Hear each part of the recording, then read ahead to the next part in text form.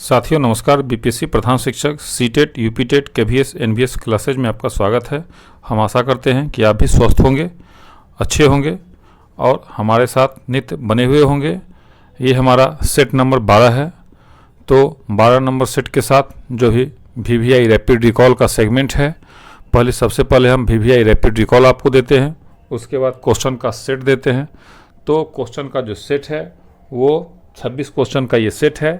Printing mistake के कारण 27 number का सिर्फ क्वेश्चन लिखा गया था, उसका ऑप्शन नहीं लिखा पाया था, तो वो कल आपको जारी किया जाएगा। अभी आज 1 से 26 तक का क्वेश्चन देखा जाएगा। तो रैपिड रिकॉल के अंतर्गत जो सबसे पहला क्वेश्चन है, बाल्यावस्था में बालक भौतिक वस्तु के किस आवश्यक तत्व में परिवर्तन समझने लगता है। बाल्यावस्था में बालक भौतिक वस्तुओं के किस आवश्यक तत्व में परिवर्तन समझने लगता है। दूसरा है खिलौनों की आयु कहा जाता है। तीसरा है संवेदी पेशीय अवस्था है। चौथा है विकास कभी न समाप्त होने वाली वह प्रक्रिया है, यह विचार संबंधित है। पाँचवा, बच्चों में बौद्धिक विकास की 4 विशिष्ट अवस्थाओं की पहचान की गई।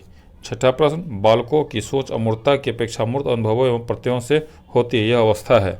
सातवां प्रश्न, पियाजे के अनुसार संज्ञानात्मक विकास के किस चरण पर बच्चा वस्तु स्थायित्व को प्रदर्शित करता है। आठवां, मैकडूगल के अनुसार मूल प्रवृत्ति जिज्ञासा का संबंध कौन से संवेग से है।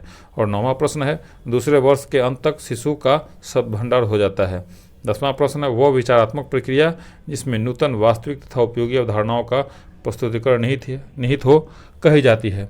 तो साथियों, इसी के साथ आप इस जंबो स्पीड से जो प्रश्न को सुने तो हमें आशा है कि आप आधा से अधिक प्रश्नों का उत्तर अभी आप लिख लिए होंगे। चूँकि ये जंबो स्पीड से आपको प्रश्न किया जाता है और इसका उत्तर भी जंबो स्पीड से देना है, तभी तो हम नियोजन रूपी कलंक से मुक्ति अभी नहीं तो कभी नहीं रणनीति के तहत काम करेंगे और जंबो स्पीड से परीक्षा की तैयारी करेंगे। साथियों, अब हम आपको अपने प्रश्न के सीरीज की ओर ले चलते हैं। अच्छा, इन सारे प्रश्नों का उत्तर वीडियो के अंत में दिया जाएगा, इसलिए आप हमारे वीडियो पर लास्ट तक बने हुए रहें, बिल्कुल स्किप नहीं करेंगे। और अभी नहीं तो कभी नहीं, अभी नहीं तो कभी नहीं, हमारा ये स्लोगन है, हमारा ये नारा है, अभी नहीं तो कभी नहीं। हमारे साथ जमकर करें तैयारी बीपीएससी प्रधान शिक्षक सीटेट, यूपीटेट, केवीएस, एनवीएस में आउट ऑफ 100% गारंटी के साथ। अब साथियों, जो हमारा आज का पहला प्रश्न है, शिक्षा मनुष्य में अंतर्निहित क्षमता का परिपूर्णता में विकास करते हैं, यह कथन किसका है।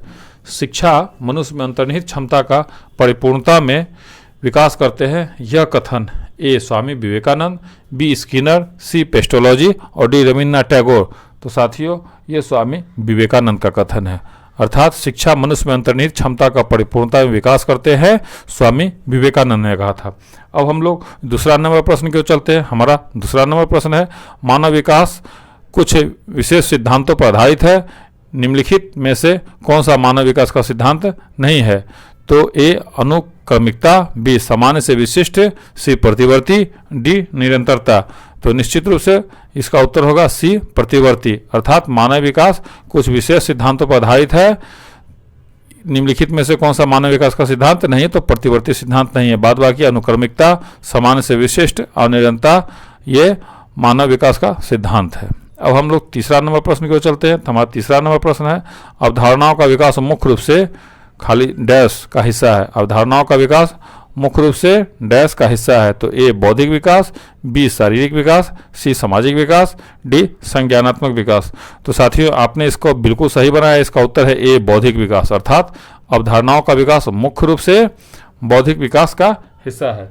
साथियों, अभी नहीं तो कभी नहीं के अंतर्गत आप हमारे वीडियो पर बने हुए रहे और भूलना, अगर आप भूलते हैं तो मैं आपको बार बार याद कराऊंगा।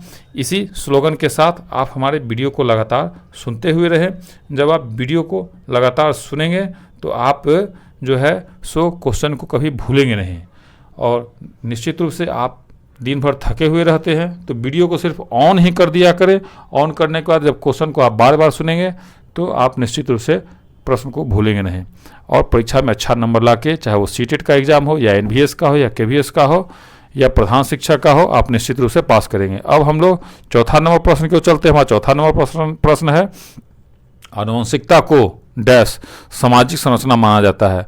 तो इसका उत्तर है ए गौण, बी गत्यात्मक, सी स्थिर, डी प्राथमिक। तो साथियों चौथा का जो उत्तर है वो सी है, बिल्कुल आपने सही लगाया है। इसका उत्तर होगा सी स्थिर, अर्थात आनुवंशिकता को स्थिर सामाजिक संरचना माना जाता है। आनुवंशिकता को स्थिर सामाजिक संरचना माना जाता है। अब हम लोग 5वां नंबर प्रश्न की ओर चलते हैं। हमारा 5वां नंबर प्रश्न है, निम्नलिखित में से कौन सा रचनात्मक आकलन के लिए उपकरण नहीं है। निम्नलिखित में से कौन सा रचनात्मक आकलन के लिए उपकरण नहीं है। तो ए मौखिक प्रश्न, बी सत्र परीक्षा, सी प्रश्नोत्तरी और खेल, डी दत्त कार्य। तो साथियों निश्चित रूप से आपने बिल्कुल सही लगाया है, बी सत्र परीक्षा, अर्थात सत्र परीक्षा रचनात्मक आकलन का उपकरण नहीं है। बाद बाकी मौखिक प्रश्न, प्रश्नोत्तरी और खेल और दत्त कार्य ये रचनात्मक आकलन का उपकरण है। अब हम लोग 6 नंबर प्रश्न को चलते हैं। हमारा 6 नंबर प्रश्न है, पुरुष स्त्रियों की अपेक्षा ज़्यादा बुद्धिमान होती है, यह कथन है। ए सही हो सकता है, बी लैंगिक पूर्वाग्रह प्रदर्शित करता है, सी बुद्धि के भिन्न पक्षों के लिए सही है, डी सही है। तो साथियों इसका उत्तर होगा लैंगिक पूर्वाग्रह प्रदर्शित करता है। साथियों ये जेंडर का प्रश्न है, ये VVI प्रश्न है, काफ़ी इंपॉर्टेंट प्रश्न है, इसको आप लोग टिक आउट कर लेंगे। इसका उत्तर होगा बी। अब हम लोग 7वां नंबर प्रश्न को चलते हैं। हमारा 7वां नंबर प्रश्न है, रक्षा तंत्र बहुत सहायता करता है। रक्षा तंत्र बहुत सहायता करता है। ए हिंसा से निपटने में, बी दबाव से निपटने में, सी थकान से निपटने में, डी अजनबियों से निपटने में। तो 7 नंबर का उत्तर है दबाव से निपटने में, अर्थात रक्षा तंत्र सहायता करता है दबाव से निपटने में। अब हमारा 8वां नंबर प्रश्न है। 8वां नंबर की ओर चलते हैं। किसकी क्रियाशीलता का संबंध मनुष्य की पाचन क्रिया से भी होता है। ए जनन ग्रंथियाँ, बी एड्रिनल ग्रंथि, सी गल ग्रंथि, डी अभिवृक्क ग्रंथि। तो निश्चित रूप से आपने इसका सही बनाया है, अभिवृक्क ग्रंथि। तो अभिवृक्क ग्रंथि क्रियाशीलता का संबंध मनुष्य की पाचन क्रिया से होता है। अब हम लोग 9वां नंबर प्रश्न को चलते हैं। हमारा 9वां नंबर प्रश्न है, बाल विकास को सर्वाधिक प्रभावित करने वाला कारक है। ए यौन शिक्षा, बी बुद्धि परीक्षण, सी खेलकूद का मैदान, डी सुंदर विद्यालय भवन। तो निश्चित रूप से साथियों इसका उत्तर होगा सी खेलकूद का मैदान। खेलकूद का मैदान बालक के विकास को सर्वाधिक प्रभावित करता है। अब जो हमारा 10 नंबर प्रश्न है, निम्नांकित में से खेल पर आधारित विधि है। ए समस्या समाधान विधि, बी वाद विवाद विधि, सी व्याख्यान विधि, डी किंडरगार्टन विधि। तो निश्चित रूप से आप सभी साथियों ने इसका सही उत्तर लगाया है, डी किंडरगार्टन विधि। जिन शिक्षक साथियों ने अलग लगाया है उसको सुधार लेंगे, अर्थात किंडरगार्टन खेल पर आधारित विधि है। अब साथियों कल हमने आपसे एक प्रश्न पूछा था सेट 11 में कि अंतर्राष्ट्रीय बुकर पुरस्कार से सम्मानित होने वाली पहली भारतीय लेखिका का नाम बतावे। प्रश्न था हमारा अंतर्राष्ट्रीय बुकर पुरस्कार से सम्मानित होने वाली पहली भारतीय लेखिका का नाम बतावे। तो साथियों इसका उत्तर है गीतांजलि श्री। इसका उत्तर है गीतांजलि श्री। इसका उत्तर देने में ये दिया गया है। उत्तर देने वाली प्रतिभागी का नाम है आशीष कुमार फ्रॉम समस्तीपुर। आशीष कुमार फ्रॉम समस्तीपुर। तो आशीष सर को बहुत बहुत बधाई कि वो काफ़ी गंभीरता से हमारे सारे प्रश्नों को सुनते हैं, सारे सेटों को बनाते हैं और आप कमेंट भी करते हैं। अब हम लोग 11 नंबर प्रश्न की ओर चलते हैं। हमारा 11 नंबर प्रश्न है, प्राकृतिक चयन के सिद्धांत का संबंध है। प्राकृतिक चयन के सिद्धांत का संबंध है ए सुकरात से, बी प्लेटो से, सी डार्विन से, डी रूसो से। तो साथियों आपने बिल्कुल सही लगाया है, सी डार्विन से, अर्थात डार्विन प्राकृतिक चयन के सिद्धांत का संबंध है, मतलब डार्विन का जो संबंध है वो प्राकृतिक चयन से है। अब 12 नंबर साथियों, अब हम आपको बिग ब्रेकिंग के तहत ऐसा देखा जा रहा है कि कुछ शिक्षक साथी जो बीपीएससी प्रधान शिक्षक का फॉर्म भरे हैं वो तैयारी सही से नहीं कर रहे हैं। उनका मानना है कि बीपीएससी प्रधान शिक्षक बनने से कोई फ़ायदा नहीं है, लेकिन मैं आपको बताऊंगा कि बीपीएससी प्रधान शिक्षक बनने से क्या फ़ायदा है। तो आप प्रत्येक दिन हमारे वीडियो पर बने हुए रहें। आज जो सबसे पहला फ़ायदा है, हम आपको प्रत्येक दिन एक एक फ़ायदा बताएंगे कि आपको क्या क्या फ़ायदा होगा। तो आज जो सबसे पहला फ़ायदा है, आप राज्यकर्मी का आपको दर्जा मिल जाएगा। तो सबसे बड़ा फ़ायदा राज्यकर्मी का दर्जा मिलेगा, और राज्यकर्मी का जब आपको दर्जा मिलेगा तो आपको क्या क्या फ़ायदा होगा ये आपको मैं अगले वीडियो में बताऊंगा। इसलिए प्रत्येक दिन आप हमारे वीडियो पर बने हुए रहें और आप दूसरा फ़ायदा, तीसरा फ़ायदा, चौथा फ़ायदा, पांचवा फ़ायदा लगातार जो है सो आपको अब जो ये दूसरा फ़ायदा के अंतर्गत राज्यकर्मी का जब आप दर्जा बनेगा तो अभी साथियों जो हम लोग का ईपीएफ करता है, तो आपको पता है कि ईपीएफ हम लोग का 15,000 रुपये पर करता है। लेकिन जब यहाँ आप बनेंगे, राज्यकर्मी का दर्जा बन जाएगा, तो जितना आपका बेसिक पे होगा उसके आधार पर आपका ईपीएफ कटेगा। तो साथियों इसी तरह आपको और ज़्यादा फायदा बताते चलेंगे। तो आज राज्यकर्मी का दर्जा और ईपीएफ पर पैसा कटने का फ़ायदा।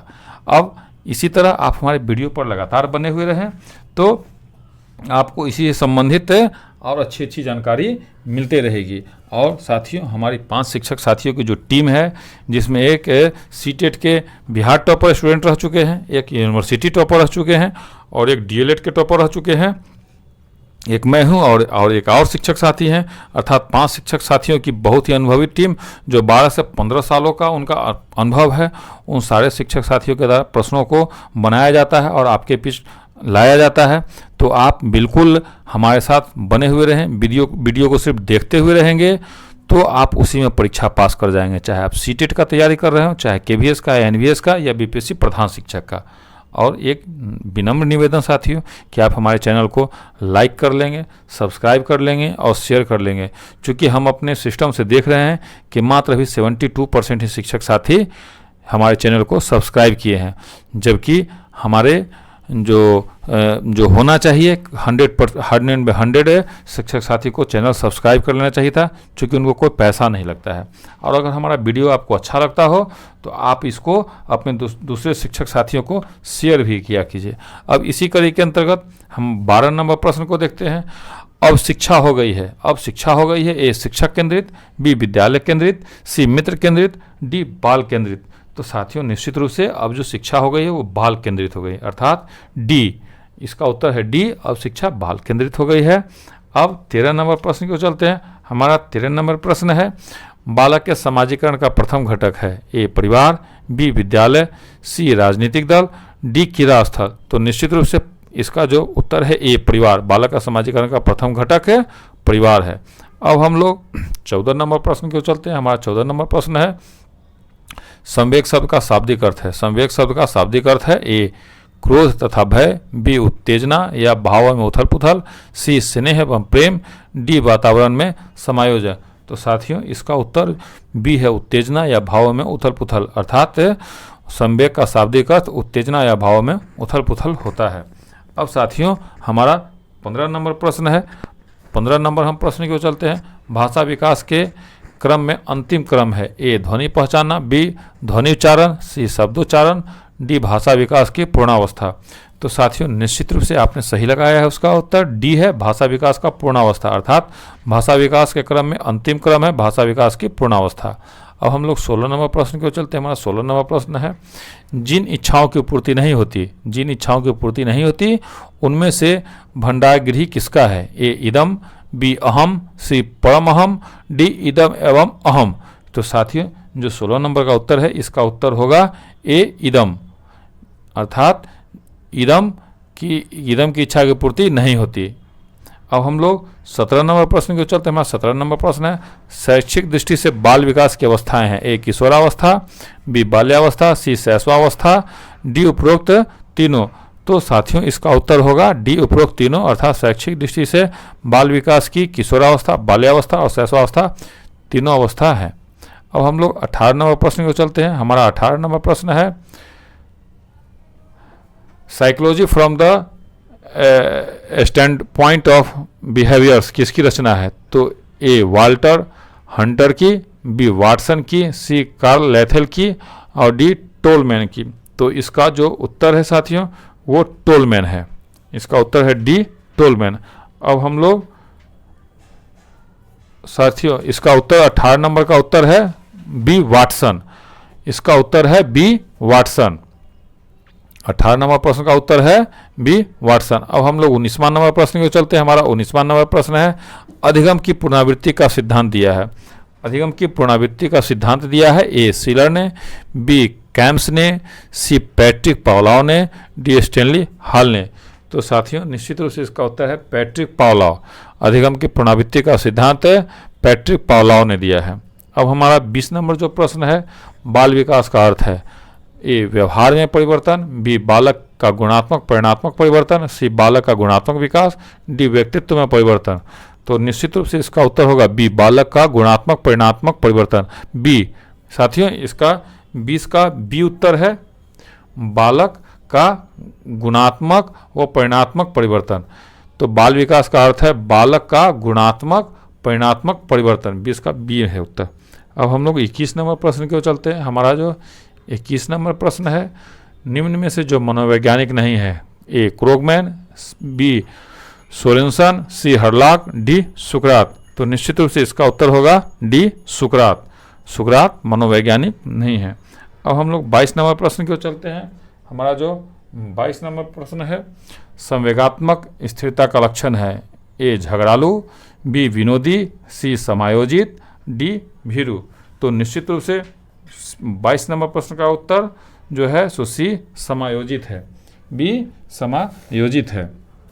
साथियों, सीडीपी का यह प्रश्न पत्र 100% नंबर की गारंटी देता है और बिल्कुल लेटेस्ट वीडियो, इतना फ्रेश व फास्ट स्पीड से रिकॉल कराने वाला वीडियो यूट्यूब पर देखने को दूसरा नहीं मिलेगा। इसलिए साथियों, आप हमारे चैनल को ज़्यादा से ज़्यादा लाइक और सब्सक्राइब करें। अगर आपको ये प्रश्न का सीरीज अच्छा लगा है तो इसको ज़्यादा से ज़्यादा आप शेयर करें। अब हम लोग 23वां नंबर प्रश्न को चलते हैं। हमारा 23 नंबर प्रश्न है, गिलफोर्ड ने अभिसारी चिंतन पद का प्रयोग किसके समान अर्थ में किया जाता है? गिलफोर्ड ने अभिसारी चिंतन पद का प्रयोग किसके समान अर्थ में किया जाता है? ए बुद्धि, बी सृजनात्मकता, सी बुद्धि एवं सृजनात्मकता, डी इनमें से कोई नहीं। तो साथियों, 23 नंबर का उत्तर है बी सृजनात्मकता। अर्थात गिलफोर्ड ने अभिसारी चिंतन पद का प्रयोग सृजनात्मकता के अर्थ में किया है। अब हम लोग 24 नंबर प्रश्न की ओर चलते हैं। हमारा 24 नंबर प्रश्न है, समस्या के अर्थ को जानने की योग्यता वातावरण के दोषों, कमियों एवं रिक्तियों के प्रति सजगता विशेषता है। ए प्रतिभाशाली बालकों की, बी सामान्य बालकों की, सी सृजनशील बालकों की, डी इनमें से कोई नहीं। तो साथियों, निश्चित रूप से आपने सही बनाया है। इसका उत्तर है सी सृजनशील बालकों की। अर्थात इस समस्या के अर्थ को जानने की योग्यता वातावरण के दोषों, कमियों एवं रिक्तियों के प्रति सजगता विशेषता है सृजनशील बालकों की। अब जो हमारा 25वां नंबर प्रश्न है, मानव विकास किन दोनों योगदान का परिणाम है? मानव विकास किन दोनों योगदान का परिणाम है? तो ए अभिभावक एवं अध्यापक का, बी सामाजिक सांस्कृतिक कारकों का, सी वंशानुक्रम एवं वातावरण का, डी उपरोक्त में से कोई नहीं। तो साथियों, इसका उत्तर होगा सी वंशानुक्रम एवं वातावरण का। साथियों, ये बहुत VVI क्वेश्चन है, इस पूरे सेट का सबसे टॉप मोस्ट क्वेश्चन है। अब जो हमारा 26 नंबर प्रश्न है, डैश खाली जगह के अतिरिक्त बुद्धि के निम्नलिखित पक्षों को स्टर्नबर्ग ने त्रितंत्र सिद्धांत में संबोधित किया है। तो साथियों, ए है ए संदर्भगत, बी अव्यभुक्त, सी सामाजिक, डी आनुभाविक। तो साथियों, इसका उत्तर है सी सामाजिक। अर्थात सामाजिक के अतिरिक्त बुद्धि के पक्षों को स्टर्नबर्ग के त्रितंत्र सिद्धांत में संबोधित किया गया।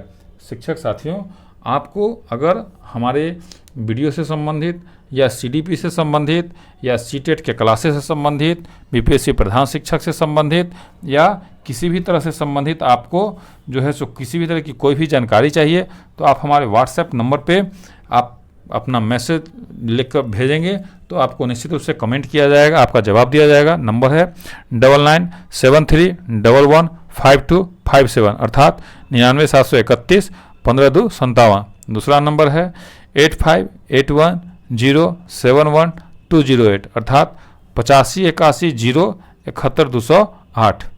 अब साथियों, जो VVI रैपिड रिकॉल का सीरीज जारी किया गया था, आप उसका उत्तर को देखें कि आपने कितना सही बनाया है। अगर नहीं बनाया है तो कोई बात नहीं, आप भूलेंगे और मैं आपको याद दिलाऊंगा। ये हमारा टैगलाइन है। तो इसी के साथ अभी नहीं तो कभी नहीं के अंतर्गत अब आप हमारे प्रश्न VVI रैपिड रिकॉल का सीरीज को देखें। हमारा पहला प्रश्न है, बाल्यावस्था में बालक भौतिक वस्तुओं के किस आवश्यक तत्व में परिवर्तन समझने लगता है? बाल्यावस्था में बालक भौतिक वस्तुओं के किस आवश्यक तत्व में परिवर्तन समझने लगता है? तो इसका उत्तर है द्रव्यमान, संख्या और क्षेत्र। द्रव्यमान, संख्या और क्षेत्र। अर्थात बाल्यावस्था में बालक भौतिक वस्तुओं के किस आवश्यक तत्व में परिवर्तन समझने लगता है? तो द्रव्यमान, संख्या और क्षेत्र। अब जो हमारा दूसरा प्रश्न है, खिलौनों की आयु कहा जाता है। खिलौनों की आयु किसको कहा जाता है? तो पूर्व बाल्यावस्था को। खिलौनों की आयु कहा जाता है पूर्व बाल्यावस्था को। खिलौनों की आयु कहा जाता है पूर्व बाल्यावस्था को।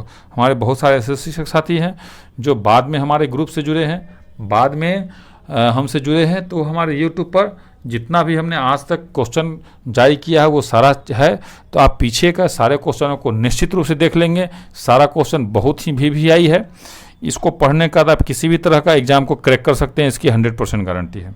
अब जो हमारा तीसरा क्वेश्चन है संवेदी पेशी अवस्था है। संवेदी पेशी अवस्था 0 से 2 वर्ष, संवेदी पेशी अवस्था 0 से 2 वर्ष। अगला क्वेश्चन है विकास कभी न समाप्त होने वाली प्रक्रिया है, यह विचार संबंधित है निरंतरता का सिद्धांत। विकास कभी न समाप्त होने वाली प्रक्रिया है, यह विचार निरंतरता का सिद्धांत है। अब जो साथियों हमारा 5वां नंबर प्रश्न है, बच्चों में बौद्धिक विकास की 4 विशिष्ट अवस्थाओं की पहचान की गई, किसके द्वारा? तो पियाजे के द्वारा। बच्चों में बौद्धिक विकास की 4 विशिष्ट अवस्थाओं की पहचान की गई पियाजे के द्वारा। अब जो हमारा साथियों 6 नंबर प्रश्न है, बालकों की सोच अमूर्तता की अपेक्षा मूर्त अनुभवों एवं प्रत्ययों से होती है, यह अवस्था है 7 से 12 वर्ष। बालकों की सोच अमूर्तता की अपेक्षा मूर्त अनुभव एवं प्रत्ययों से होती है, यह अवस्था है 7 से 12 वर्ष। अब हमारा 7 नंबर प्रश्न है, पियाजे के अनुसार संज्ञानात्मक विकास के किस चरण पर बच्चा वस्तु अस्थायित्व को प्रदर्शित करता है? तो इसका उत्तर है पूर्व संक्रियात्मक चरण। इसका उत्तर है पूर्व संक्रियात्मक चरण, अर्थात पियाजे के अनुसार संज्ञानात्मक विकास के पूर्व संक्रियात्मक चरण पर बच्चा वस्तु अस्थायित्व को प्रदर्शित करता है। अब 8वां नंबर प्रश्न है, मैकडूगल के अनुसार मूल प्रवृत्ति जिज्ञासा का संबंध कौन से संवेग से है? तो साथियों इसका उत्तर है आश्चर्य। इसका उत्तर है साथियों आश्चर्य। मैकडूगल के अनुसार मूल प्रवृत्ति जिज्ञासा का संबंध आश्चर्य से है। अब जो हमारा 9वां नंबर प्रश्न है, दूसरे वर्ष के अंत तक शिशु का शब्द भंडार हो जाता है, तो साथियों 100 शब्दों का हो जाता है। दूसरे वर्ष के अंत तक शिशु का शब्द भंडार 100 शब्दों का हो जाता है। अब जो हमारा 10 नंबर प्रश्न है, वह विचारात्मक प्रक्रिया जिसमें नूतन वास्तविक तथा उपयोगी अवधारणाओं का प्रस्तुतिकरण निहित हो कही जाती है रचनात्मकता, अर्थात वह विचारात्मक प्रक्रिया जिसमें नूतन वास्तविक तथा उपयोगी अवधारणाओं का प्रस्तुतिकरण निहित हो कही जाती है रचनात्मकता।